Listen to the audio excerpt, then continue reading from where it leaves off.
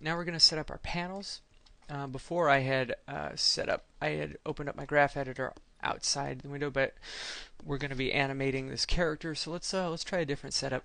We'll do a classic 3-panel setup. This is the perspective view, the hypergraph, and the graph editor. So we'll open that up. Now the graph editor didn't come in because it's a separate window. When I close that and redo it, there's our graph editor. Hypergraph we're not too worried about right now. So let's make this our perspective view. And then this one here, since we're doing a walk cycle, let's take a look at him from the side. Alright? Alrighty. I'd like to animate him going left to right, actually. So I'm going to rotate Y 180 degrees. Now he's facing the right way. That's his root. So generally I say don't animate on the root. The root is mainly just to get him into a position you like, a basic setup of where you want him to be. But then after that, leave it alone. You can do all your animating with the body itself.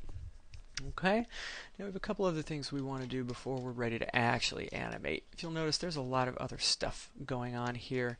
This is the GUI for his facial animation. We're going to get into that a little bit later. Right now we're just posing the body. So what I want to do is get rid of all this stuff we don't need. So now we're going to go Show, hit the top 2 lines here to separate that window so it stays up, and we're going to show None. Okay, now that'll make everything disappear. These checks are supposed to go off, but Maya being Maya, it doesn't always do what it's supposed to do. So what we want is are the NURBS curves. That's how we're going to select the body parts. And then I think we want the polys because that's our fella. And what we really don't want is all this other stuff. So I'm going to try something else. If we just pick None. There's really none.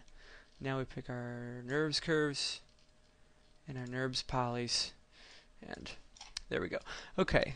Oh, I see. All this stuff is part of NURBS curves. But we've gotten rid of a lot of stuff we don't need. We don't really need to see all his joints, his handles, deformers, all that stuff. We really basically want to make it as simple as possible. So we've got the character we can look at.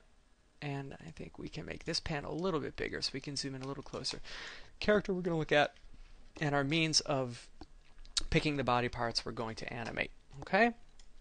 So let's get down to it.